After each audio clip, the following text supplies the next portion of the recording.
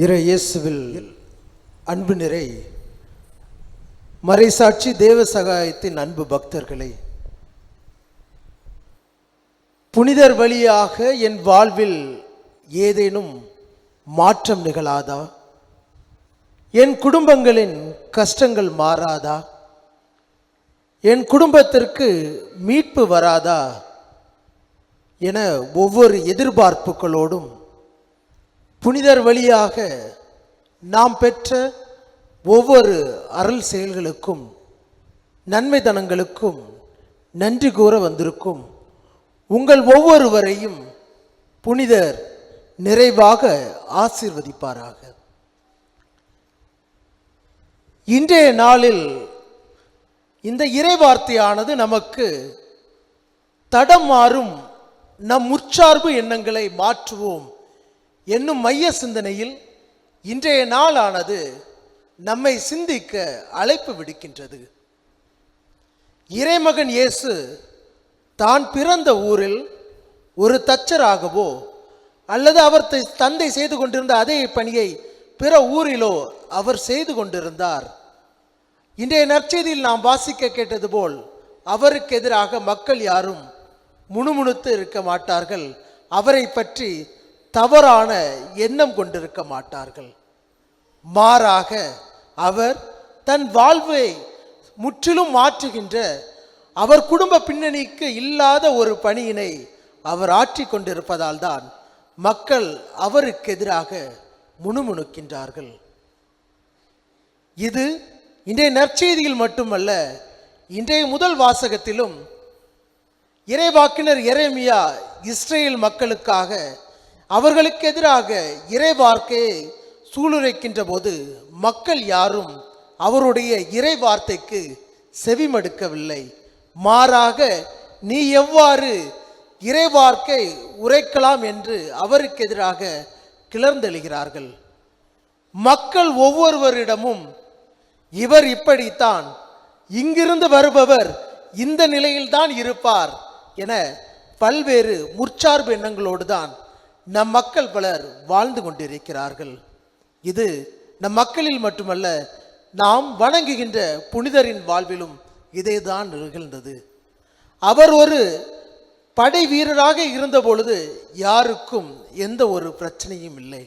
மாறாக இறை விருப்பத்திற்கு தன்னை உட்படுத்துகின்ற போது, இறை வார்த்தையை அவர் பின்பற்றுகிற போது இவர் எவ்வாறு தன் வாழ்வு முறையை மாற்றலாம் என்ற ஒரு முற்சார்பு எண்ணத்தின் காரணமாகவே அவர் பல்வேறு இன்னல்களுக்கும் துன்பங்களுக்கும் உள்ளாக்கப்படுகிறார்.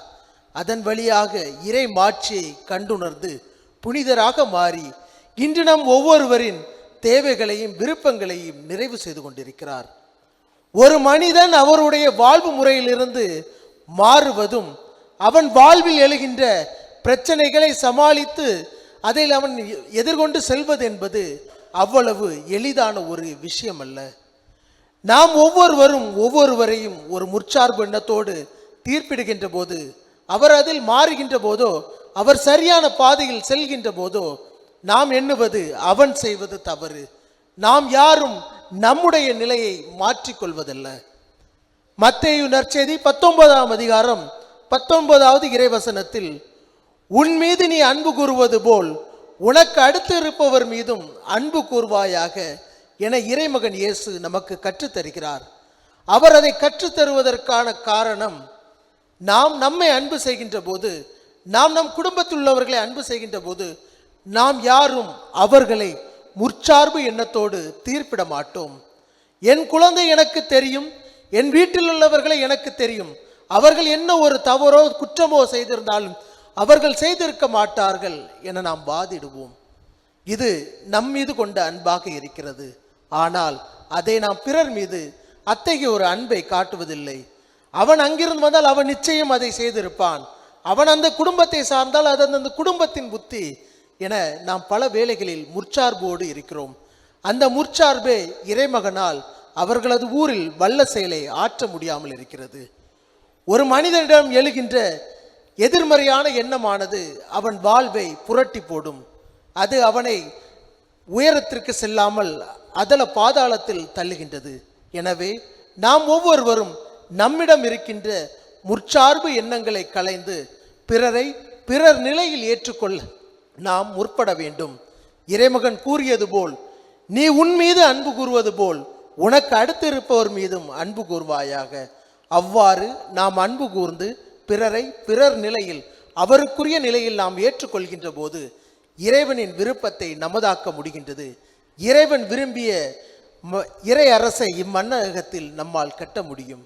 எனவே நம்மிடம் இருக்கின்ற முற்சார்பு எண்ணங்களை களைந்து பிறரை பிறர் நிலையில் அவர்களுக்குரிய மனப்பாங்கோடு ஏற்றுக்கொண்டு அதன் வழியாக இறைவனை அவர்களில் கண்டடையவும் இறைவனின் அன்பை பிறருக்கு எடுத்து கூறவும் நம் வாழ்வை மாற்ற புனிதரிடம் வேண்டுவோம். புனிதர் நம்மையும் நம் குடும்பத்தையும் ஆசீர்வதித்து வழி நடத்துவாராக. ஆமீன்.